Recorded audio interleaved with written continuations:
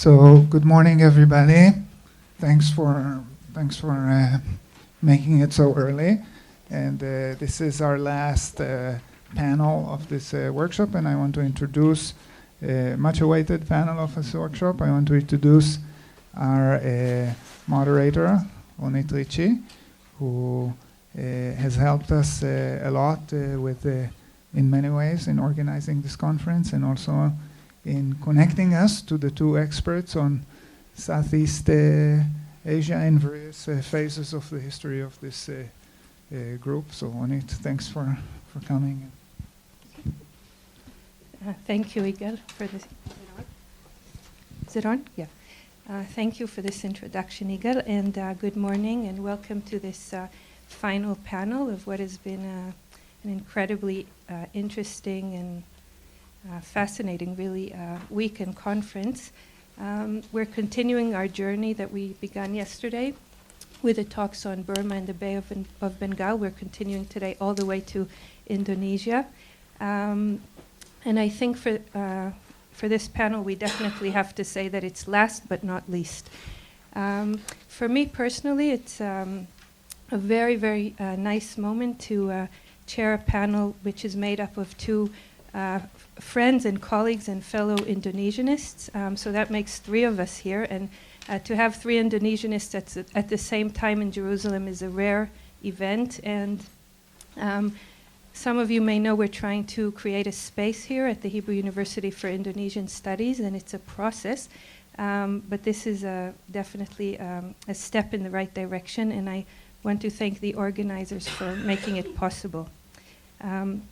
So our first talk is by Helen Creese on Sastra and Prayoga in Old Javanese Kakawin poetry. Thanks, Ronit. Good morning. Thank you for getting here early this morning. I've had a wonderful 3 months here in Jerusalem. And in that time, I've been in search of Dundan in Java.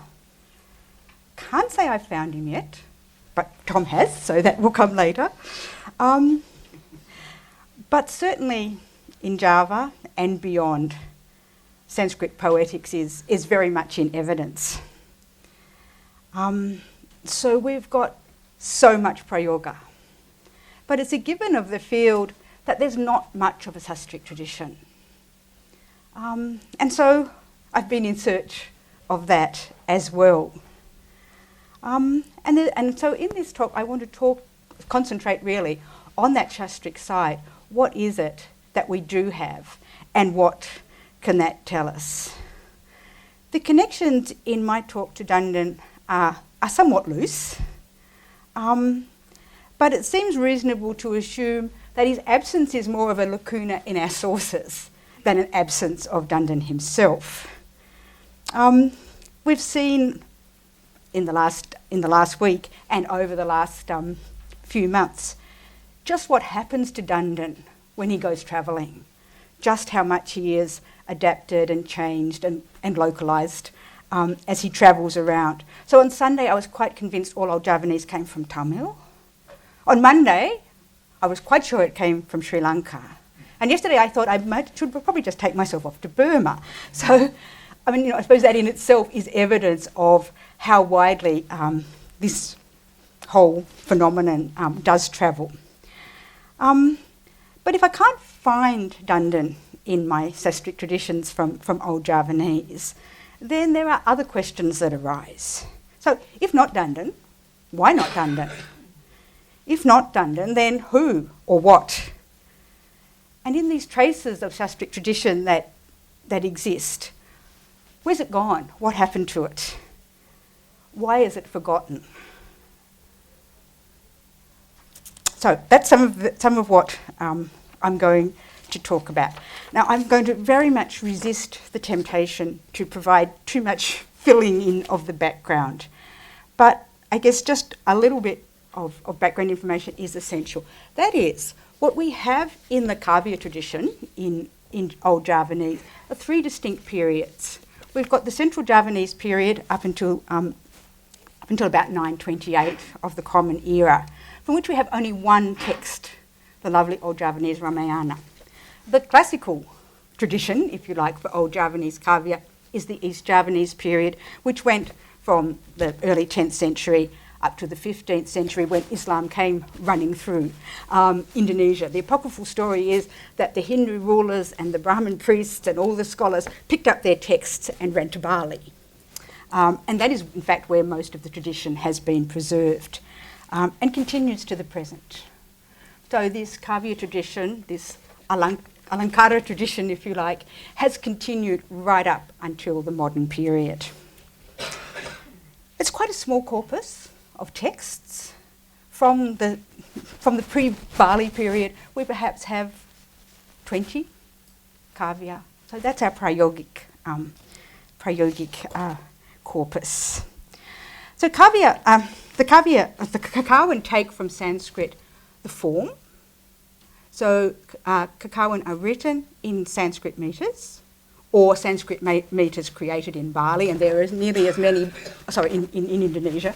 I'm a Balinist. If I say Bali, I actually mean the whole of the archipelago. In Indonesia, so using the same kinds of metrical patterns. Nearly all the stories come from epic traditions and from other kavya.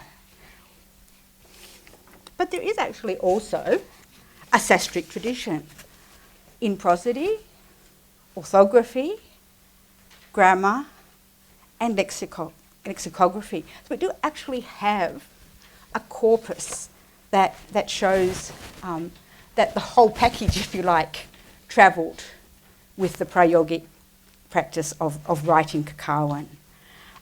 Prosody is probably the most extensive part of this corpus. What the old Javanese poets did was to retain all the sounds of Sanskrit, at least orthographically, to carefully preserve the different kinds of S's, the different kinds of N's, the idea of guru lagu, long and short syllables, even though none of these were part of Javanese language. Morphology in Kakawin remained an Austronesian language. And so the poets had to be very careful to make sure, when they were taking the Sanskrit ideas, that they could also render those ideas. What Sanskrit gave was perhaps, according to Honda's estimate, perhaps 30 to 40% of the old Javanese lexicon is actually Sanskrit-derived words. So the old Javanese poets had not only old Javanese words to draw on for to make their alankaras, to create their beautiful poetry, they also had I say Javanese, they also had all the Sanskrit tradition as well. I want to concentrate on a particular text known as the Chandakirana. It's a text that's actually been studied, but it's time to have another look at it. We know it in two manuscripts. It's a compilation. One of these compilations comes from West Java. It's written in Old Sundanese script. There are internal dating references to the 8th century in this text. It certainly was in its form by the end of the 15th century. Right at the other end of the tradition, we have a manuscript, a similar compilation, directly related to this earlier one, with a terminus antiquum of about the early 18th century. There are some chronogram dates that I've listed there. So in 1997, Lokesh Chandra wrote a detailed analysis of this text. At the same time, Rachel Rubinstein wrote a very extensive study on this text. Trouble is, they forgot to talk to each other in the process. In fairness, Rachel had done her graduate work in the 1980s, but when she came to revise her thesis, she missed Lokesh Chandra's work, which is a bit of a shame, because if they'd actually talked to each other, I think I wouldn't have to be doing what I'm doing now, which is going back and looking at it again. And what I'm doing is going back and looking at it with my Dundan glasses on. And that really, I think, makes all the difference. The texts are chaotic, they're very corrupt, they need that kind of, really low level philological spade work to find some new readings. So this Chandakirana text, it has an extensive section on prosody, on Kakawin theory, on the erotics of literary yoga, which is a very important part of old Javanese Kakawin poetry, of the components of meters. You'll recognise these terms: Chanda, Guru, Lagu, Gana, Astagana, Pada, Rita. It's a guide to composing Kakawin meters. It has 177 different meters named and 86 exemplifying stanzas, so the kind of Dandanesque pattern of showing and exemplifying. Part B, the Alankara section, which I want to talk about today, is only just a few leaves of the manuscript. Then, to make a link to Burma, this Amaramala, which is a kosher text. And this is the one that has been studied. It mentions in its Mangala Maharaja Jitendra as a Shailendra king, which is the 8th century. We don't know this ruler from inscriptions. There's no reason to think this isn't a true depiction of when this text may have come to Java. And then it goes on for many, many leaves with a kind of dictionary of Old Javanese and Sanskrit synonyms. So a handbook for poets, if you like. But I want to talk about the section to which Rachel Rubinstein gave the name Bhashaprana. This is the Alankara section. And this part of the text, short part of the text, follows after the detail on prosody, which finishes with iti rita. So this is the end of the rita. This is a new part of the text. And it talks about the environment conducive to poetic inspiration, very, very briefly about Alankara, about rasa, about the benefits of composing poetry, about literary defects, dosha, and then, this is for you, Yigal, a Mahaprana section, which has 30 illustrative stanzas. So that's our homework for the next 6 weeks. So I'm really just going to talk about this Bhasaprana. This is its opening stanza, perhaps. The reading of the text is very uncertain, and so the translation is equally uncertain. I think it says, Kakawin and Gita and Palambang are made sweet. The shore and mountains and oceans, Pada, Wirama, and Natya. And look at the old Javanese with the Sanskrit conjunct cha joining all this together. It's Javanese, but it's made to look Sanskritic. It's followed by a brief exegesis, starting with the phrase Kalinya, which means this is what it says. If you wish to devote yourself to poetic composition, do not be impeded by your knowledge. Jnana. No, you don't want to use your brain. If you desire to write Kakawin and Gita, strive for an agreeable rasa. If the sea is your desire, or the mountains and river sources, if literary embellishment, lankara, is your desire, devote yourself to erotic experience, sringara, as yoga, matapa, and the pleasures of love, kamirasa. Let it be accompanied by natya, pada, and wirama, rasa, verse, and rhythm. So it's explaining this stanza, and this is the kind of regular pattern of this kind of analysis in old Javanese, sometimes with Sanskrit sloka and this exegetical pattern. So there's lots of information in this, even the idea that you should put aside your knowledge and just seek rasa. It then goes on to list 9 rasa. So that tells us something already. This tells us we're past Undin. And these will, of course, allowing for changes in spelling, Sringara, Vira, Vibatsa, Rodra, Hasya, Bhayanaka, Karuna, Adbhuta, Shanta. With Shanta coming at the end in its proper place. And it just starts with these are the rasa. And then each of them is defined. I've just given here Sringara because we don't have time to go through all of them, but in the same pattern. So it names the rasa, and so Sringara Ngaranya, this is its name, or this is what it's called.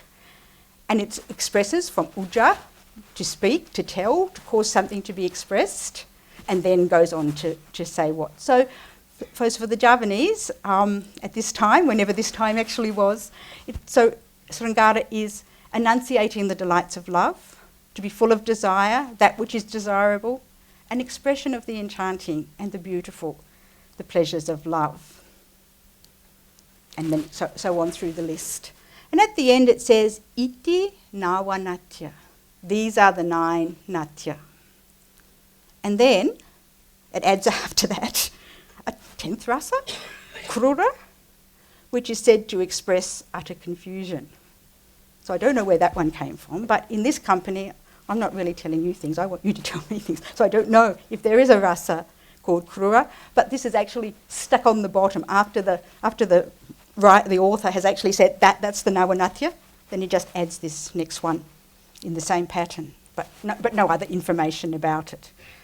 So what is this Nawanatya? I mean, immediately it calls up Bharata's Natya Sastra, and Nawa is Nava, 9. So what are these 9 Natya? Within the textual corpus of Kakawin and other kinds of texts, we get a little bit of information. So in the Sumana Santaka, a 13th century Kakawin, for which we have a beautiful new edition, in which Tom contributed, is the Old Javanese rendering of the Raghuvamsa. And there's just one little line there that says, after a detailed description of the countryside through which Aja and Indumati are travelling after their marriage, I think. And it just says, it would take too long to describe the beauty of the road they took. It was like the 9 modes of expression of a poet. Just that. Most of our information about the practice of Kakawin poetics comes from incidental remarks of this kind of meta-poetic type within the Kakawin themselves. So there's Nawanatya here, meaning the 9 modes of expression of a poet. Lankara, Alankara, Lankara, and Lunkara. Look what happens to Alankara in Javanese. It's not, well, is it an upriksa? It is given life. It changes. Obviously, it has that basic meaning of ornament and the meaning that we know and love in the context of this conference, the Alankara, the beautiful language. It also comes to mean torturous, too artificial language, something amazing or fascinating. It mostly occurs in the later tradition, not in the Kakawin tradition, but in the Kidung tradition. That's the indigenous poetic tradition of Java and Bali, particularly with artistic forms and a performance known as rakat, which is a masked dance of some kind. And then our Javanese language produces all kinds of different morphological patterns to allow you to change a basic root word, lankara, into different things. So it actually comes to mean to perform a particular kind of embellished performance. So alankara is travelling on a journey, and so too is rasa. I don't know, is this utpriksa? You tell me at the end of the talk. So transforming rasa. So we've got the definition, we've got the Sanskrit definition of what rasa are, the 9 modes of poetic expression. But it does start to become a performance. It starts to be enacted. So this is from the Nagara Katagama, the very unusual Kakawin because it's a historical text. It tells of the journey of King Rajasanagara across Java in 1365 as a Kakawin, so in a Kavya style. And at the annual festival, the king comes to perform. The king's songs put them under a spell, amazingly apt, comparable with the cries of a peacock, we had to have peacocks as well, on a branch in their poetic beauty, like honey and syrup mingled in their delightful sweetness, and resembling creaking bamboos in their awesomeness, breaking one's heart. Arya Ranadikara had neglected to address the king, so Arya Maha Adhikara joined him to say together that the nobles desired to watch him perform rakat. The king was exceedingly handsome in his full costume, and he had 8 tikasas, his co-star, who being his minor wives were truly beautiful. They were of noble descent, clever and thoroughly versed in what to do. So when he did the jesting scene, they let pointed comments drop. In this way he went right through the 9 modes, there's Nawanatya again, and took it as his starting point. With hasya, farce, as first principle, the laughter was constant in unison and unbroken. And also pathos, karuna, which made people weep, inspired sorrow and ended in tears, so that the audience were overwhelmed with rasa. So rasa here is being performed. This extract from the Sumana Santaka, again, the old Javanese Raghuvamsa tale, about the way in which poetry was performed at court. The princess observed certain customs, this is Indumati, towards her attendants and companions.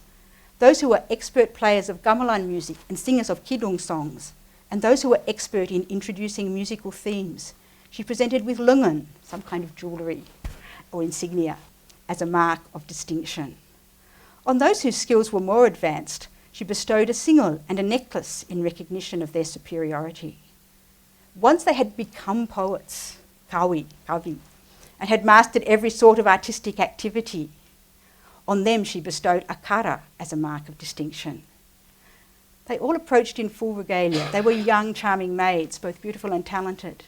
Those who wore singal and kara were newly become poets of Kakawin, had just become Kakawin poets, spoke politely and sweetly. Now there were 20 who wore a kara and were versed in literature and expert in dancing.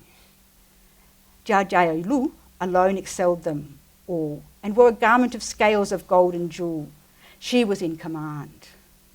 So we have at court a school of poetry writing, and not for the male poets who are most prominent in Javanese, but indeed for the women of the court as well. And then we have an entirely different Nawanatya from a text that's actually called Nawanatya, which is actually just a manual for courtiers, how to behave. So these are a very different set of modes. It says these are the 9 modes that those who wear the sawit, we don't know what a sawit is, but presumably it's actually some kind of sash, but what it signified.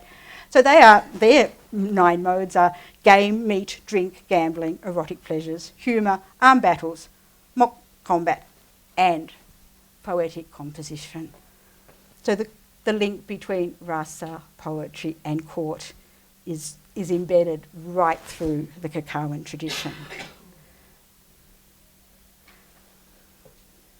But our text, our Chandakirana text, actually then links, goes back to the Sanskrit idea and links rasa with dosa. And we have this verse that says about the benefits of composing.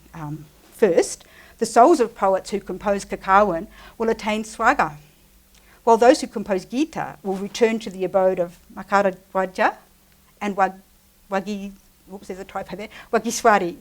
So go back to Kama and Saraswati. And in this world, the poet will gain the love of Rama Raja Rasi. You must fully understand rasa. Devote full attention to it, study it assiduously, and also to its repeated practice. So rasa doesn't just come from within, rasa is something to work at. And it's not proper to interrupt or mix the writing of poetry.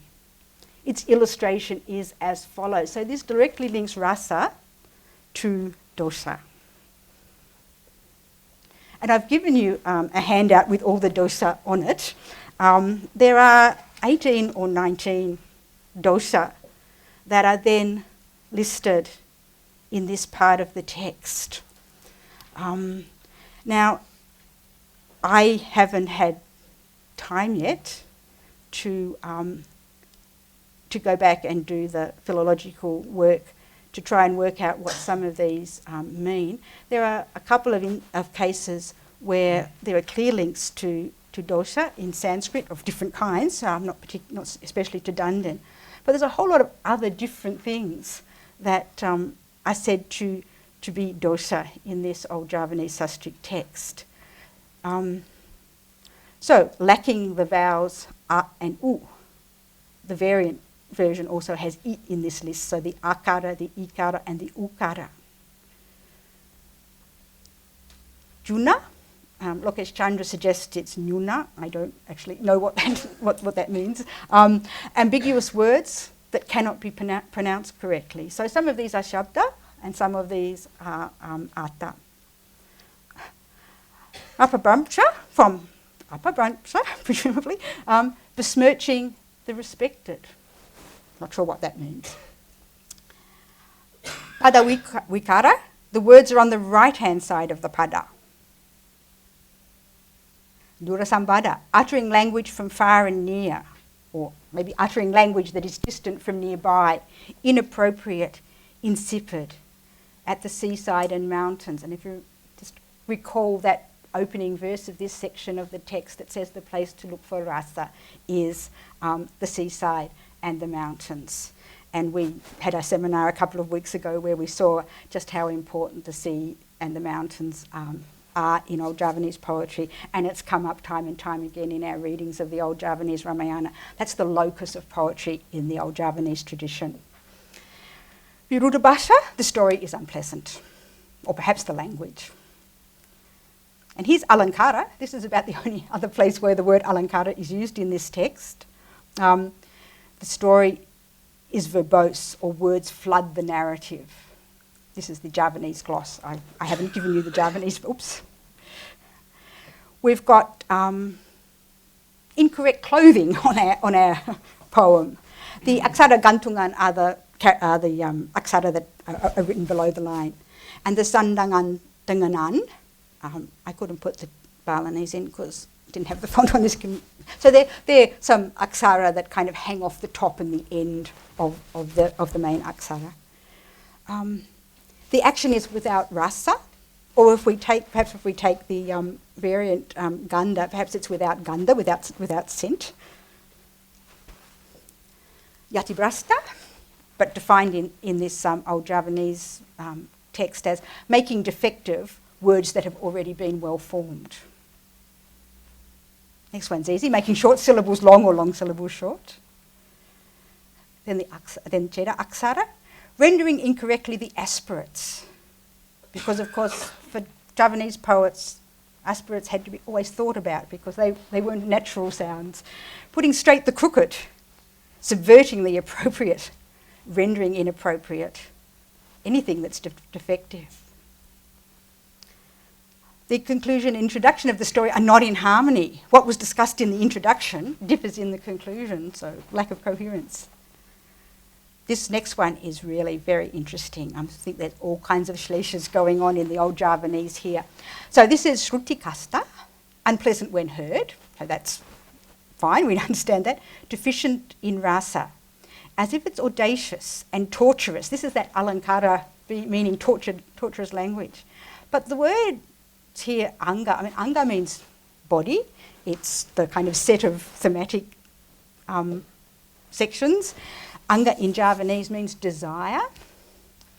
Alankara, of course, can mean having alankara as well as torturous language, and so forth. It is called being overwhelmed, flooded. The Javanese is kawa, a verbal form, a passive verbal form from wa, to flood. But kawa also means the cauldron of hell.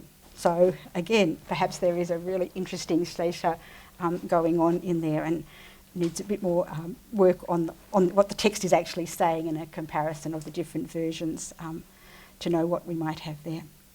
We've got also got beautiful words mixed with impurity and vileness. Unpleasant chanda. A deficiency of words made up for at the conclusion, so perhaps an over-the-top ending. Fine words that appear bad. Unsuccessful rasa. The story is left behind. When it's told or related, it's found to be waiting for speech or words or perhaps instructions. And the last one, which also turns up in the prosodic section of this manuscript as a instructions on how to form words. The vowels flanked by consonants and the tinganan of the consonants, so the ligatures of the consonants. This is their form, a, I, u, e, o. Their continual use is prohibited.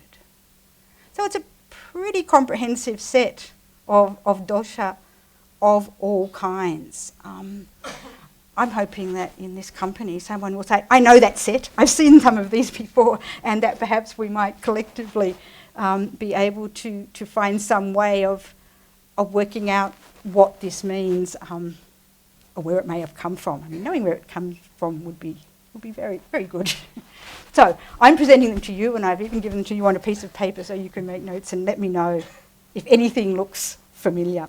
We haven't done Dundan's dosha section yet in our group here, so we'll certainly be able to talk about this in that context as well. And then this section of the text, before it goes on to that to the kosher section, just finishes like this. You should know correct language, paribhasa, which means Prakrit and Sanskrit vocabulary or speech. Do not confuse Prakrit verses, or feet, depending on what pada means here. Do not reuse letters that have already been struck out, literally to bring back to life letters that are dead. Do not create what cannot be vocalised, or in another reading, use a word without vowels. And that's where it ends. And it's very interesting to see this direct reference to Prakrit. There's a verb form in Javanese, our Javanese, formed from Prakrit, which means to turn something into Prakrit or to Prakritize something, which is used in the introductory sections of a number of texts, both prose and poetry, for the author to say, I'm turning this story, usually a Sanskrit story, into Javanese. So Prakrit in Javanese tends to mean to turn something into the vernacular.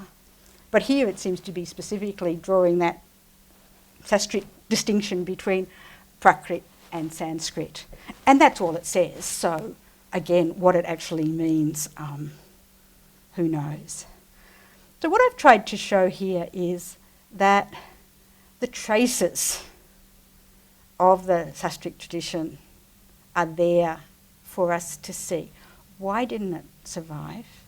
I think because rasa and possibly dosha as well were reenacted in Java and later in Bali, which is a whole other story, which I avoided this morning, the way in which after the first vernacular millennium, after Sanskrit and Old Javanese had made friends and made their peace, there was probably a second vernacular millennium in the Indonesian archipelago where Old Javanese language became the Sanskrit of the new vernacular system.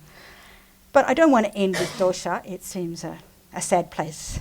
And so I think we should finish with something very beautiful. One of my favourite Old Javanese lines. When the heart is enraptured, will it not give rise to lyrics of captivating beauty?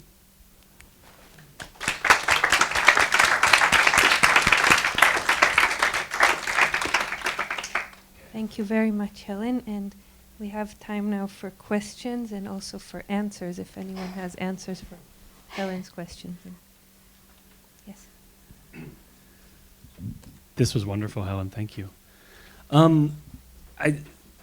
So just the thing you gave us on the handout. So basically the form of the text was essentially a list, and then the gloss. Because it seems like my sense of this, I can't identify a single source from which this is coming, but I mean a lot of this is just kind of common language of, say, Sanskrit commentators.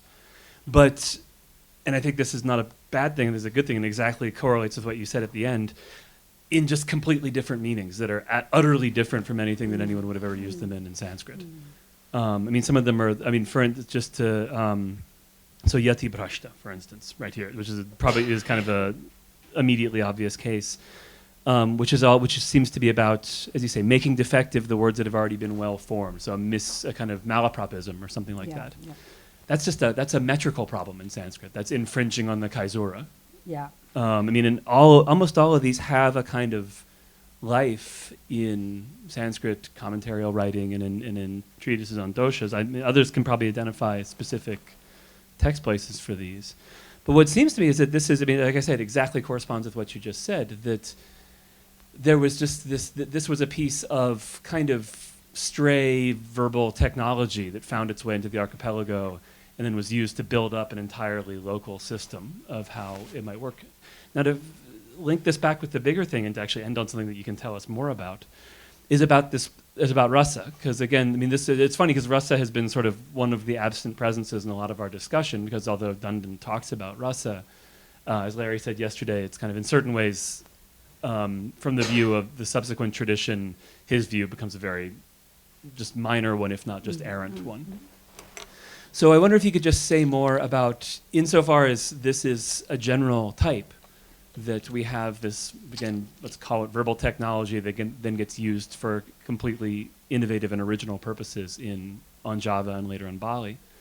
Can you say more about the world of the use, the local use value of Rasa, even either looking at the pastures you talked about or even going beyond that? Okay. As far as I'm aware, this is the only place where you actually kind of get that Sanskrit list in this text. And I didn't say, and probably should have done, that there are, I did a quick count, perhaps 24 texts, Balinese copies of parts of this. So it's kind of had a life of its own, of the section of the manuscript. But I don't have access here to all the things I need to have a look at that. Rasa itself, the principal aesthetic of Kakawin is called Kalangwan, which means beauty. It comes from the root langu. And langu is the absorption of the poet in everything that is beautiful. And that includes the world around him. And it also means in terms of using beautiful language. And so I guess if Old Javanese has a principal rasa, it is this idea of langu, of beauty. The other main rasa is Sringara. So creating, for the poet,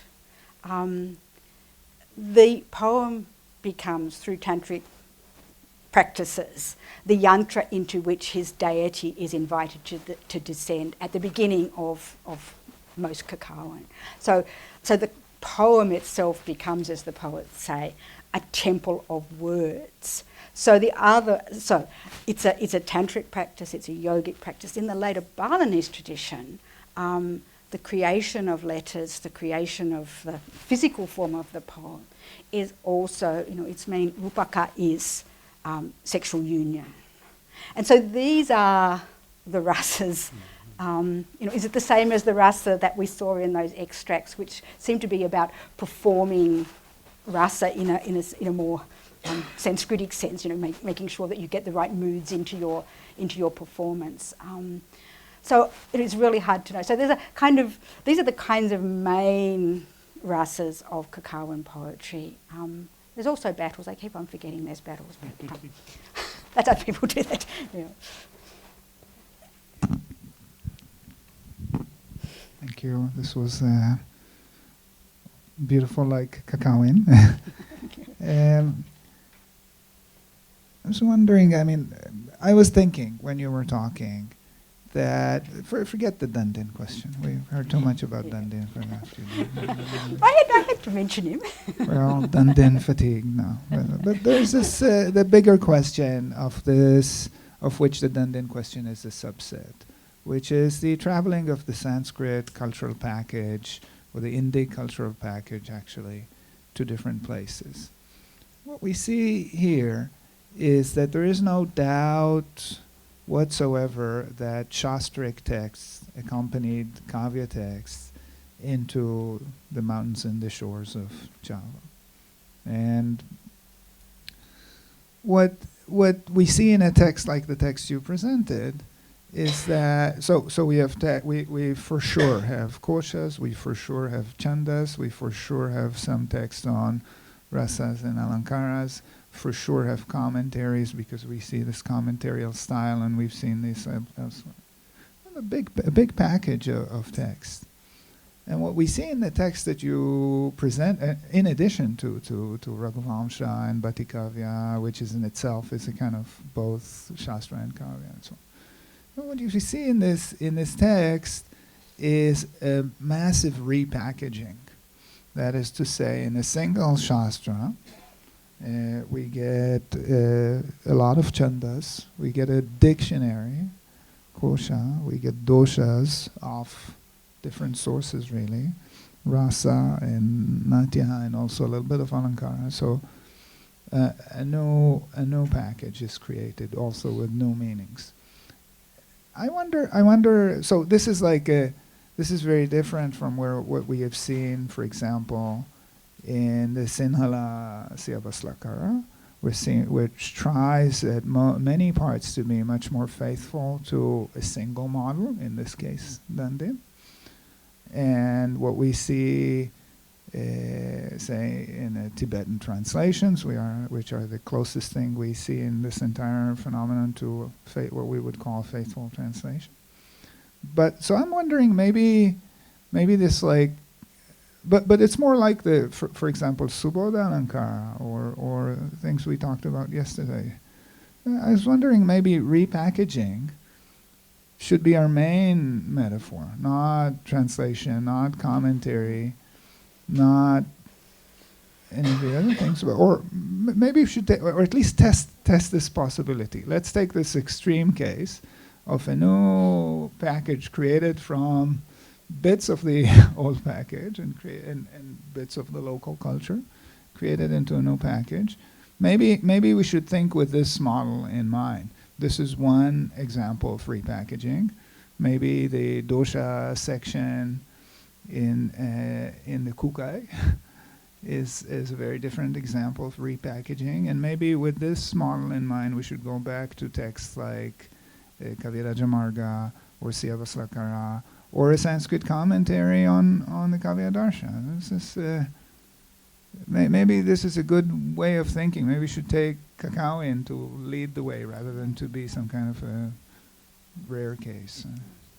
I think repackaging is, I guess, that's local genius writ large, and that's always been the theme in the package of Sanskrit culture, of Indian culture to Java. But you get it all.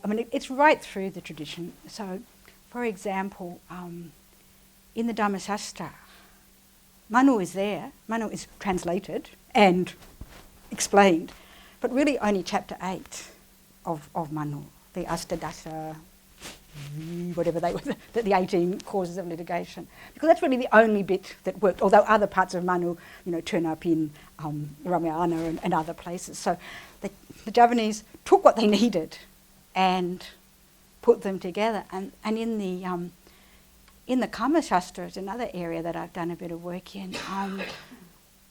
You see the close links, but then added on the text, a little bit like these doshas, are all the recipes for creating the aphrodisiacs that will allow you to do what's required in the Kama Shastra text. So there's always this idea that some of what came was useful, but you would need to do more with it. Even in Kakawin meters, I think I've forgotten the figures and I forgot to look them up, but if there are 240 meters from Sanskrit in Old Javanese, there are another 170 that, as far as we know, are not in Sanskrit. So you would have thought that 240 Sanskrit meters might have been enough.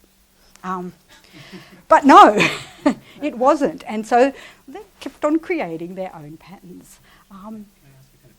Yeah. So at the very, one of your first couple of slides, you mentioned something about, and it was at this text that actually begins with a treatise about the Arya meter.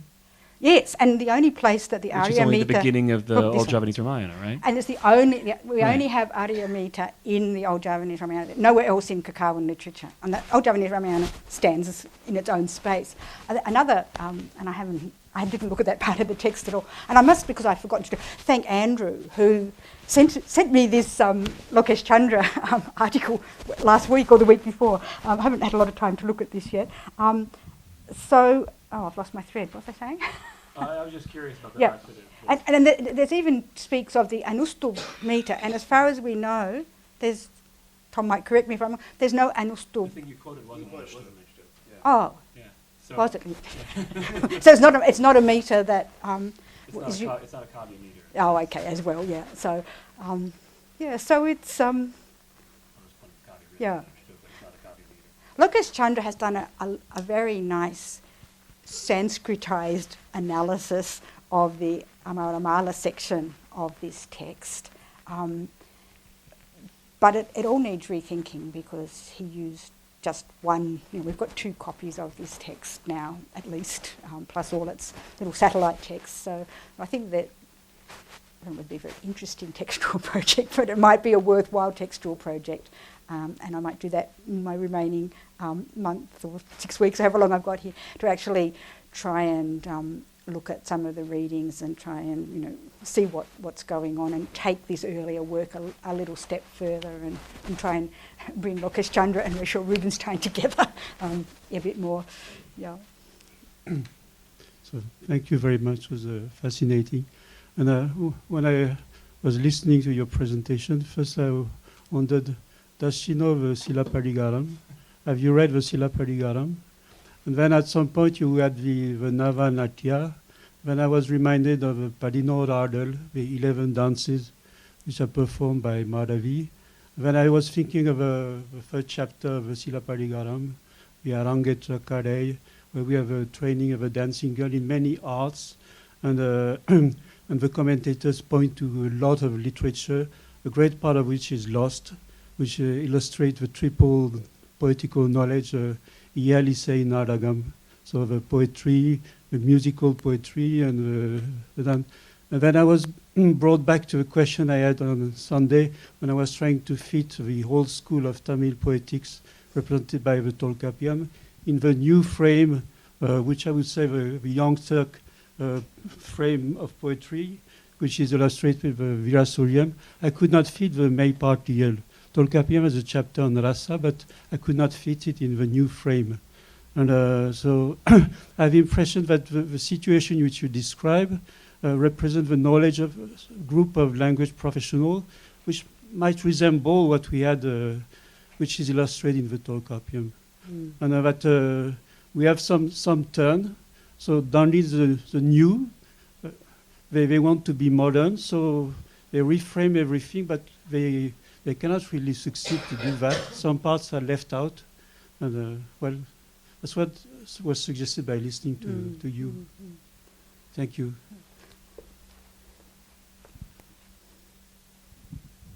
Thank you. Wonderful paper.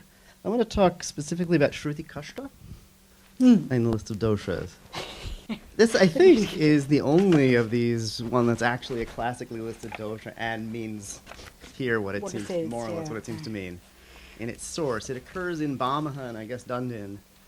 In Bhamaha, it's like a little subset of the doshas that are given in a different chapter. And I was wondering, not in Bhamaha. Bhamaha doesn't link them to rasa at all, but Anandavardhana has a little discussion where he talks about Shruti Kashta and these 3 other doshas that are grouped that they come in the Kashmir tradition to be called anitya doshas. They're not always wrong. Yeah. Only in certain contexts. And Anandavardhana argues that the only context that can meaningly govern their use or non-use is rasa. Yep. For certain rasas they're bad, other rasas they're good. I wonder, I mean, otherwise there's nothing else that looks funny Alokesh here, but it gives you 9 rasas instead of 8, which have to come from somewhere. Yep. It's a pretty early source to that. And it gives you at least a selectively negative view of alankaras, as they, at least in certain context, too many alankaras are too much. Yeah. So directly or maybe indirectly, maybe through something. I don't know if the Kavya Prakasha has this discussion of anitya doshas or not being linked to rasa. I don't recall. I mean, otherwise there's nothing else that looks like that's here, but it just mentioned it as a possibility. Yeah. Well, it's actually the most interesting because its gloss is the one that has all these potential slashes mixed up in it that could be saying that it, lots of beauty, or it could be saying too much beauty. So I think a close look at the different textual readings might help, or just even thinking a little bit more about the slashes. It's only sort of occurred to me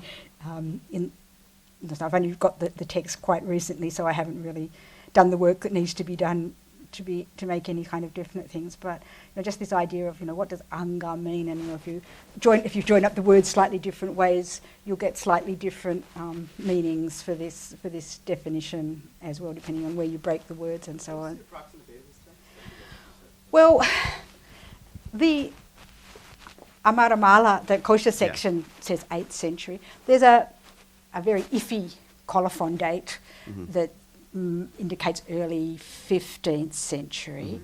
Because looks like the text has been amalgamated over time.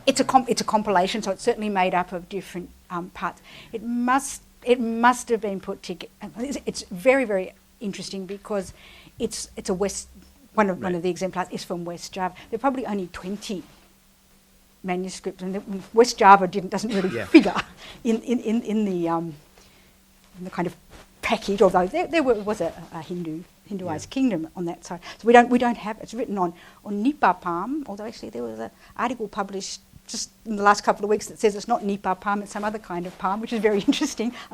So it's very different, written in Sundanese script. So it's got to be very old. The compilation has to be very old, and the other manuscript, which replicates most of that but adds other later Balinese bits as well, is right at the end of the tradition. Gone to Lombok in the next kind of shift when the Balinese took over Western Lombok and took their transcultural package with them to the western part of Lombok. So mixed, but some of it very, very early. And that's why there's no reason to be too suspicious about the attribution of the patron as a Shailendra. But if there were 9 rasas in but the in 8th 9 rasas, century, then it has we to would have be to theorize that it came from Java. So it's so probably put together. I think unlikely. Yeah, but who knows? The idea precedes on that. No, Yeah. well, but not by much. Yeah. We'll talk about that. So probably, if we were going to be conservative, we'd say probably not put together any earlier than the 14th or 15th century. Yeah. In that form.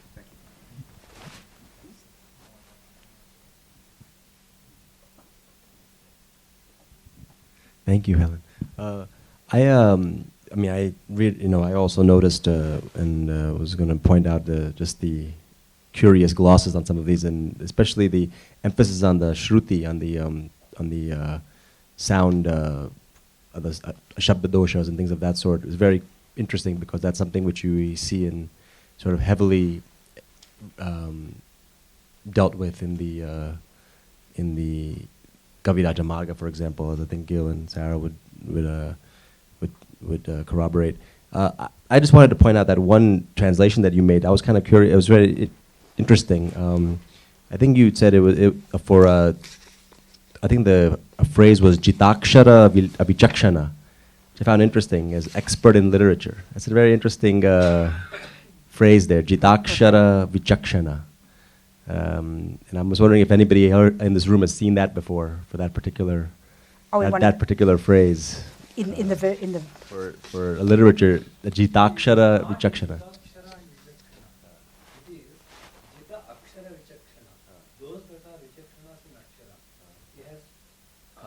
Yes. I haven't done my own translations on most of this yet. I'm just using my secondary sources with a few changes.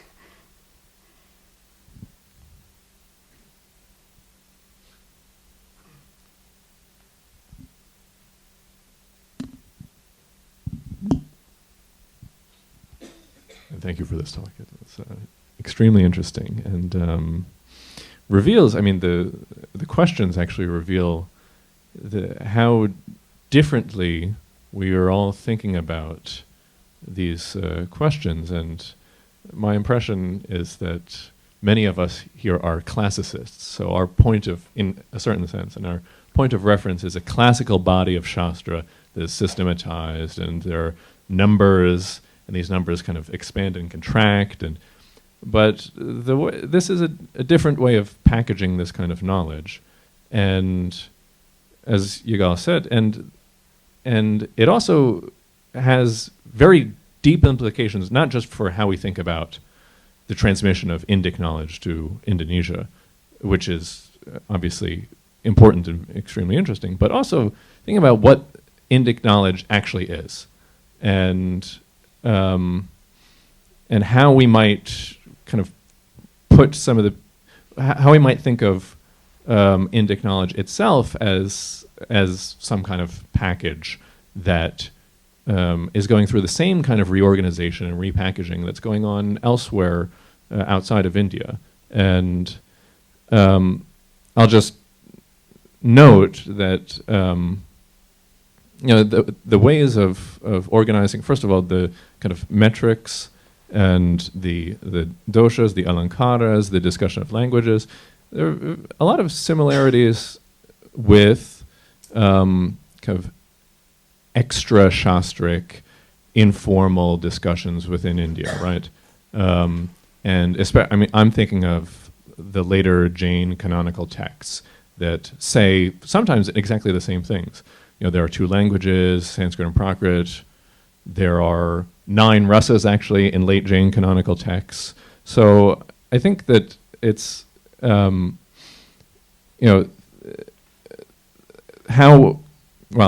just stop there. But this is utterly fascinating. Thank you. I mean, it is a performance tradition, and it is, even today, Kakawin and other kinds of poetry are performed with, in pada, if you like, with the first pada being sung, and then with an exegesis in the vernacular. That's the standard model of performing poetry in Bali today, and it's referenced in the 10th century. We know it's a tradition that goes back a long way, and I mean, part of that is not just singing the verse and having the exegesis, but also then the intense discussion that goes on about how dreadful that exegesis was and how it's wrong and the words really mean this, that and the other. So you can kind of see where something like this may develop from a practice for which we have no other. I mean, that's the other thing where I guess old Javanese traditions differ so much from the Indian and all its other traditions is we really have nothing else but the Prayoga, or nearly, but very little else but the Prayoga, the actual Kakawin themselves and other texts, to kind of work out what was going on. There are inscriptional records, and we can date the important Kakawin that survived from Java are nearly all court-based ones. That's probably why they survived.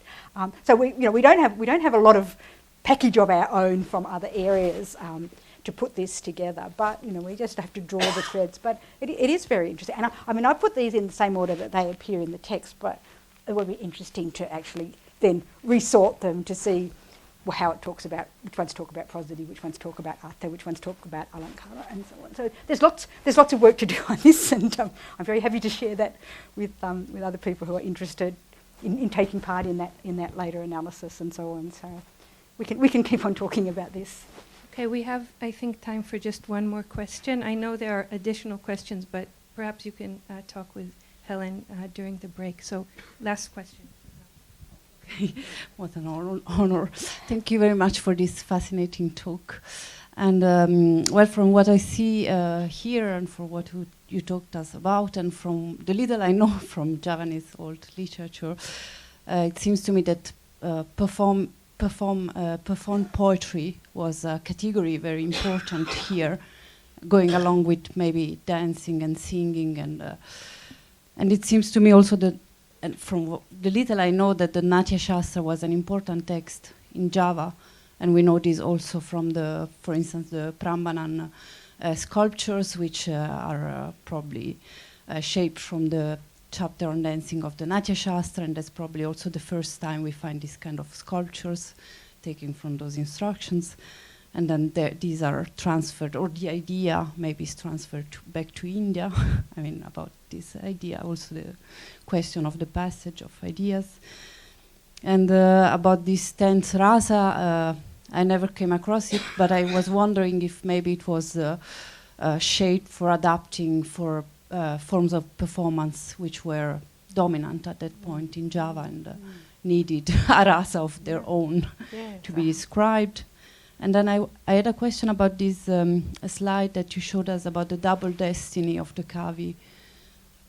The one who goes to Svarga, I think, the Kakawin, and then the one composing Gita. This one, yes. And I was wondering about if there is a taxonomy between the two of them, and if we know anything more about this distinction between Kakawin and Gita, if Gita is maybe a form of performance, like Sangita in Sanskrit, you would have Sangita including vocal, instrumental music and dancing, and then Kakawin is what we think about as Kavya. There seems to be something going on of that nature in this little verse. There are Kakawin and Gita, Pralambang, there are many different kinds of genres mentioned in the text. This one doesn't ring any particular bells. Saraswati, Kama and Saraswati are the two most prominent deities of poets. Kama particularly in Java, Saraswati comes more into her own in Bali. I mean, we've got that problem as well. We know that the old Javanese texts went to Bali. No proof, but very strong gut feeling that the major Kakawin were known in Bali probably at the same time as they were known in Java, that they were actually there. You know, it doesn't make sense to think they all got picked up and taken, you know, when Islam came through from the other direction.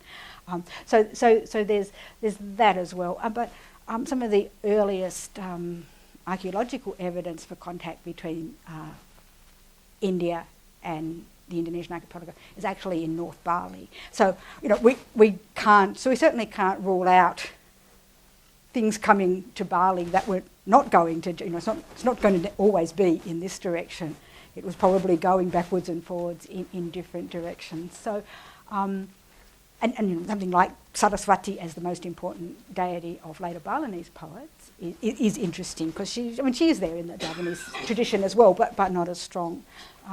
So it's hard to know what to make of these. That's all it says. That first little verse, which still needs a lot of work and analysis as well. This one that talks, I'm not even sure what basa prana means, really. You know, is it basa? Basa is actually a genre as well. Basa is a short Kakawin, so it's actually a genre in its own right. Is this prana the same as in Sri Lanka? Rasa? Does it mean rasa? Does it mean a basa that's imbued with life force? I'm not even sure what it means.